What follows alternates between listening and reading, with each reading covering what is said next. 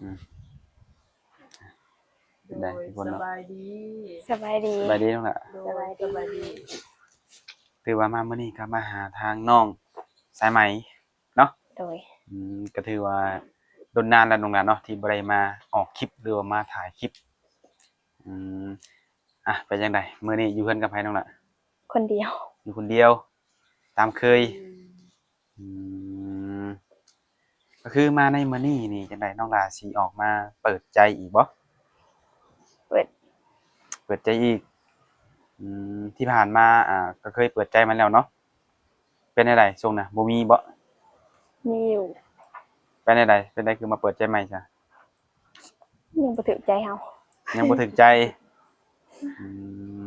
โดย เจ็บเด้เนาะ ผู้ที่คุยกับน้องว่า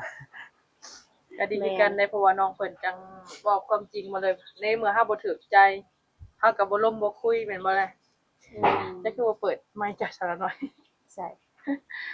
ในเมื่อเฮาบ่ถูกใจเฮาก็สามารถเปิดใจใหม่ก็ได้ เนาะ โดยคือมาเปิดใจในมื้อนี้นี่น้องต้องจำกัดอยู่บ่เพิ่นต้องเป็นคนไทยคนลาว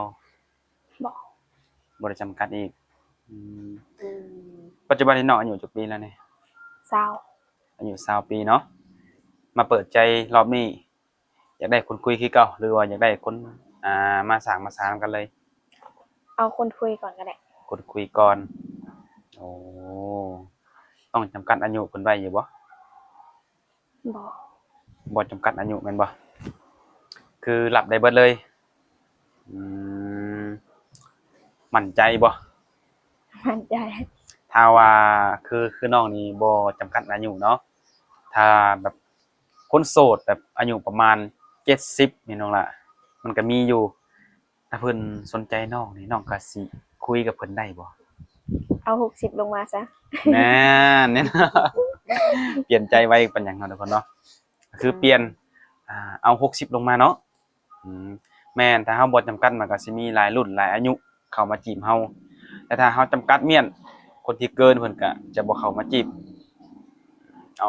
60ลงมาเนาะคือน้องสายไหมนี่ยังบ่ทันเคยสร้างครอบครัวแม่นบ่ ยัง ยังบ่เคยเนาะ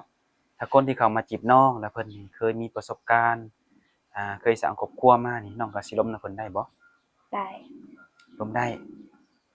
อนาคตเอาเป็นสามีได้บ่ ได้ ได้เนาะอืมโดยคือน้องนี่ก็เป็นผู้จบผู้งามเนาะในการที่จะมีคู่ชีวิตหรือว่ามีแฟนเนาะ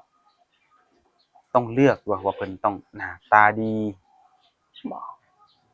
หน้าตาแบบใดก็ได้บ่ ได้ ใหม่ มั่นใจบ่บ่หล่อก็ล้มได้บ่ได้แน่ ได้ เออ เอออืม เห็นน้องเป็นผู้จบผู้งามเนาะอายุก็5ก็20ปีอีกอย่างยังบ่ทันเคยสร้างครอบครัวเนาะคิดว่าสิเลือกแบบว่าคนแบบเพอร์เฟกต์ต้องหล่อรวยสูงยาวขาวจังซี่บ่แม่นบ่อืมโดยคือในปัจจุบันนี้น้องสูงเท่าไหร่แล้วตอนนี้148ทุกคนเนาะน้ำหนักได้หลายปานใดประมาณนี้เนาะแล้วปัจจุบันนี้น้องใหม่ได้เฮ็ดเวียกเฮ็ดงานทางใดอยู่บ่เฮ็ดเวียกอยู่งานตัดเย็บโอ้มื้อนี้บ่ได้ไปบ่ซะ มื้อนี้เขาพักชดเชยวันนี้ โอ้สดเชยวันแม่ยิงคือเมื่อวานนี้ก็คือพักอยู่แล้วเมื่อวานนี้ก็วันนี้ก็เลยสดเชยอีกมีบ่อนไปเที่ยวบ่แหน่มักไปเที่ยวอยู่บ่ บ่ค่อยไป คือพักมื้อนี้นี่วางแผนสิไปไสจังมื้อนี้ ไปหาหมู่ ไปหาหมู่อยู่ไกลบ่ บ้านไกลนกกระแพก ก็บ่ไกลกันปานใด เนาะ เนาะ ไปแต่ซูซีกัน หมู่นี่จะโสดคือกันบ่หมู่ก็ โซคน หมู่ผู้หญิงหรือหมู่ผู้ชาย ผู้หญิง หมู่ผู้หญิง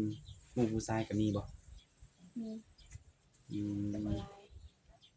หมู่ก็บ่จีบน้องนี่บ่ ยันว่าแล้วผู้บ่าวแบบแถวบ้านน้องคำแฮดหรือว่าแถวใกล้น้องนี่ก็บ่มีบุคคลเข้ามาจีบน้องซะ บ่ อืมคือว่าบ่มีถ้าให้เลือก อยากมีแฟนนี่ระหว่างคนไทยกับคนลาวนี่น้องอยากมีฝั่งใดแบบถ้าให้เลือกได้นี่ ฟังเรา ฝั่งลาวถ้าเลือกได้มันบ่เป็นจังไดมันเป็นอะไรน้องล่ะถ้าลมผู้บ่าวลาวนี่มันสิมีมันเป็นแบบใด โอ้โห บ่ฮู้ พูดได้ว่าถ้าเป็นไปได้อยากได้คือผู้บ่าวลาวแม่นบ่อ่าโดยทุกคนเนาะแต่ ห คื นุ่ อ ม ว่า ไทยบ่อยากได้บ่น้องละหนุ่มไทยยันวะแบบไปเล่นไปเที่ยวบ่อยากลองคบหาบ่ ก็อยากลองคบ อะไรที่ผ่านมาเด้อจ้ะเปิดใจในช่วงนั้นนะคือลมกับผู้บ่าวไทย เคย ยังสับสนกับคำเว้าอยู่ อืมเป็นจังไดลมผู้บ่าวไทยเป็นจังได บ่ถึกใจบ่ รู้สึกได้ บ่ถึกใจ บ่ถูกใจนี่เรื่องหน้าตาบ่หรือว่าการโอ้การล้มหรือว่าการกระทำ นิสัย นิสัย อื โอ้ ม คือได้ลมกันแล้วได้เบิ่งกันแล้วนี่ฮู้นิสัยแล้วแม่นบ่บ่มักเนาะต้องคุยกันดนบ่กว่าจะฮู้นิสัยว่าเพิ่นเป็นอะไรนี่ ประมาณเดือนหนึ่ง การเดือนหนึง โอ้ เดือนหนึงก็ฮู้นิสัยกัน โดย ดีไซน์ ได้คบหากันเป็นแฟนบ่ลมแบบบ่าวสาวทั่วไป โดย อื อื ม ม ถ้ามีคนเข้ามาจีบน้องคือลงคลิปในมื้อนี้เนาะกว่าน้องจะตัดสินใจคบหาไปสู่เป็นแฟนกับคนนี้ ต้องทำความรู้จักกันดนบ่ บริ ประมาณเดือนหรือว่าอาทิตย์ ที่หนึ่ง ฮะ ที่ห ทิ นึ่ ศ ง หนึง อาทิตย์หนึงโอ้ถือว่าบ่ดนเนาะ ทิศหนึง อาทิตย์หนึงนี่สามารถฮู้ได้ก็สามารถเป็นชู้เป็นแฟนได้แม่นบ่อืมคือตอนนี้น้องอายุ20ปีน้องได้วางแผนไว้อยู่บ่ว่าอายุจักปีจังสิแบบพร้อมที่จะสร้างครอบครัวแต่งงานนี่นะ เจ้าหา อายุ25ปี อืม โตทุกคนเนาะอีก5ปี ถ้าเป็นไปได้บ่คันสิฮอดเนาะ บ่ได้เด้จะลมไปลมมาถือคนที่มักหักแฮงเพราะว่าจาก25ปีเนี่ย21ปีหรือว่า20ปีนี่ก็เป็นไปได้เด้นี่ทุกคนเนาะคือในปัจจุบันเนาะภายในเรือนน้องนี่มีกันทั้งหมดจักคนครับ 5 คน5คนทุกมื้อนี้ยังอยู่นำกันบ่ อ้ายไปไทย เขาเอาเมียแล้ว โอ้มีอ้ายเอื้อยมีบ่ บอก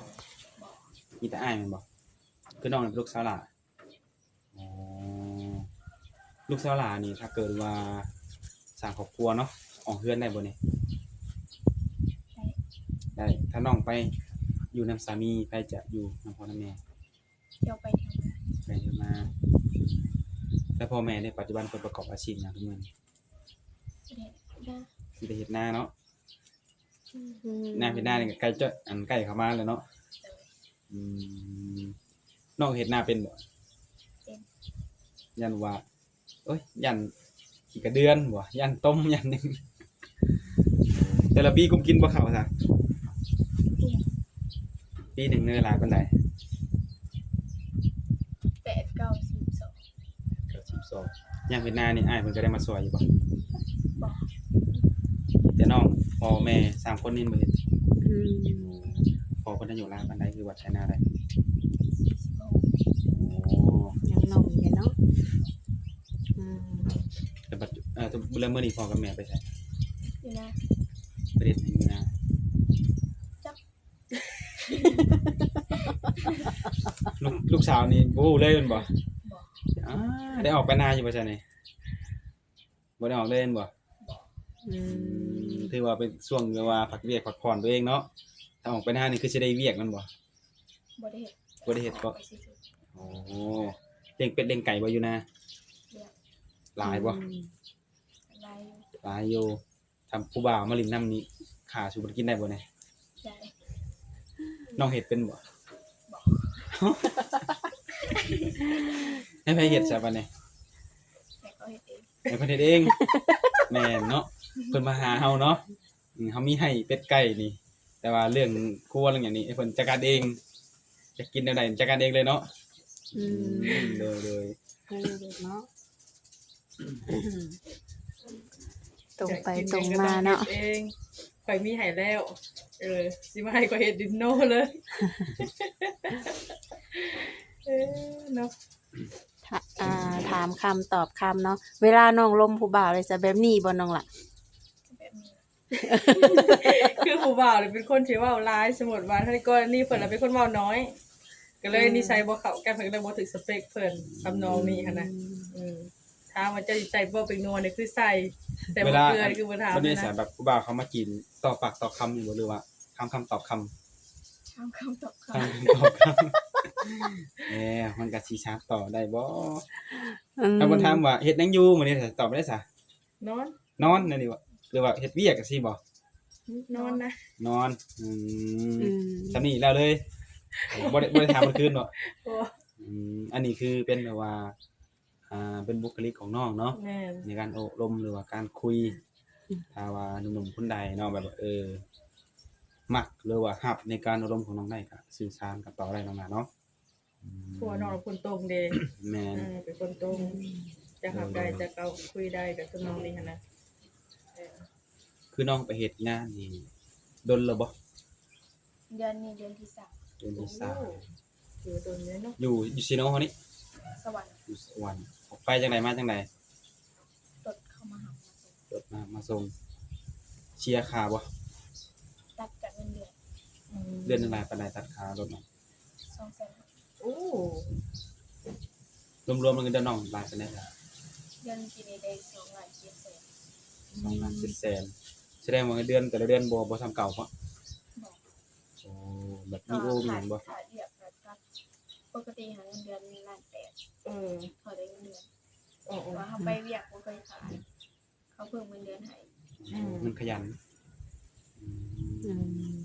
ตั้งแต่เฮ็ดมา3เดือนนี่เคยขาดเวียกอยู่บ่ ขาด2เดือน ขาด2เดือน ขาด1วันซื่อ โดย ขาดมันหมาดอีกนะบริขาดด้นนี่โอ้ คือเด็กสมมุติว่าได้เงินเดือนมาเนี่ยจังได๋มีแบ่งมีหยังบ่รู้เก็บเอาเองเบิดเลย ให้แม่นำ ให้แม่จักเปอร์เซ็นต์ ช่องแชร์ ให้แม่ละปานใดอันเงินเดือนคือได้เงิน จากละ2-3แสน 2-3แส ใส่ น ร้ายว่าได้ และส่วนที่เหลือนี่น้องเก็บเองบ่ โดย จุดประสงค์ที่น้องแบบเก็บเงินนี้มีแนวต้องการมีแนวอยากได้บ่หรือว่าหาเงินแบบดิ่นแต่ละมื้อซื่อ ให้เงินอีก โอ้และของที่ใช้เนาะที่จะเป็นที่น้องตัวนี้น่ะมีครบเบิดแล้วบ่ซะ เขาว่ามีก็มี พอมีอยู่เนาะโอ้แม่นแล้วทุกคนเนาะคือความหมายน้องก็มีอยู่หรือว่ามีแล้วเนาะแต่ในการที่เฮาหาเงินแน่นอนเฮาก็ต้องแบบต้องซื้อต้องใช้ต้องจ่ายเนาะ แม่น เพราะว่าอย่างน้อยเฮาก็บ่ได้ขอพ่อกับแม่เนาะ แม่นแต่เปิดเปิดตากับว่าแม่น แม่ เนาะ นั่นแหละ มีความสุข โดยก็ได้คือกันที่น้องแบบการที่ว่าเฮาลิ้นแต่ว่าหาเงินด้วยตนเอง แม่น ส่วนหลายมีแต่ว่าส่วนมากน้องแบบพ่อแม่ส่วนหลายเนาะ จากใดยังเขาก็ซื้อเอาเงินเอาหามาแม่นบ่ แน่ ล่ะ นอนแม่น มีส่วนเก็บส่วนแบ่งพร้อมส่วนใช้พร้อมแบบสิเนาะ เพราะว่าส่วนที่จำเป็นที่น้องเพิ่นก็ที่ต้องการใช้เพิ่นก็พอมีอยู่พุ่นน่ะเนาะ แม่น เนี่ยทุกคนเนาะโอ้เคยมีคนมาหาบ่บ่เคยบ่เคยมีบอกว่าอยากมาหาน้องเด้สิได้มีบ่ มี น้องให้มาอยู่บ่ เป็นหยังเพราะหยังคือบ่ให้เพิ่นมา ยังบ่อยากให้มา ยังบ่อยากให้มา ยังบ่พร้อมบ่ ต้องรู้จักกันดนบ่ซะกว่าเพื่อจะให้เพิ่นมาหา อีก ปีหนึง ผู้บ่าวนี่ น้อง ก็ ล่ะ ต้องทำใจปีหนึ่งจะมาหาข่อยเด้อ รุดมันหย่อนลงบ่ได้บ่นั่นล่ะเอ้าบางทีเห็นคลิปน้องก็คือว่าเป็นตาฮักเป็นตาแพงเนาะอยากยังมาเบิ่งตัวจริงเด้สิคือในคลิปบ่สิหั่น มัน นะ เป็นชูเป็นแฟนแต่ว่าเบิ่งตัวจริงเฉยๆเนาะ บ่ได้บ่ได้ ได้ ได้แม่นบ่นัดเจอไปกินข้าวบ่อยู่โต๊ะนั่นห้านนี่จังซี่นะ เด็ก ได้ กิน บ่ ข้าวก็รอปีหนึ่งหมดเลย อืมถือว่าได้อยู่ดูยังว่าบ่แม่นว่ามาแล้วสิเอามือนำบ่แม่นดอกเนาะถ้าเพิ่นมาแล้วเอามือนำสิเมื่ออยู่บ่ไปเลยแล้วคนมักหยอกน้องเพิ่นแล้วก็เนาะด้วยความที่ว่าน้องเพิ่นนี่เป็นคนตรง แม่น ๆตอบออกมาจากความที่ตัวเองเป็นจริงในปัจจุบันนี้เนาะ แม่น นี่แหละทุกคนก็เป็นข้อดีของน้องเพิ่นที่แบบว่าบ่ต้องแบบว่าตัวแบบนั้นตัวแบบนี้เนาะหนุ่มคนใดรับได้ก็คุยหนุ่มรับบ่ได้ก็ไปหาคนใหม่เนาะน้องหลานเนาะ คือน้องเคยเปิดใจน้องก็เคยล้มแต่ก็น้องก็บอกว่าบ่ถูกใจแม่นบ่ด้วยความที่ว่านิสัยที่บ่เข้ากันเนาะอืมเดี๋ยวๆแต่เป็นจังไดทางติดต่อเป็นเฟซเป็น LINE เป็น WhatsApp น้องนี่ยังแจกคือเก่าบ่เฟซก็มีแม่นบ่ LINE WhatsApp มีอืม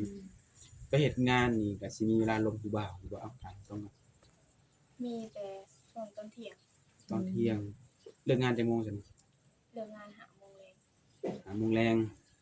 คันบ่มี OT โดยถ้ามีโอด้วยจ้ะ 7 โมง 7 โมง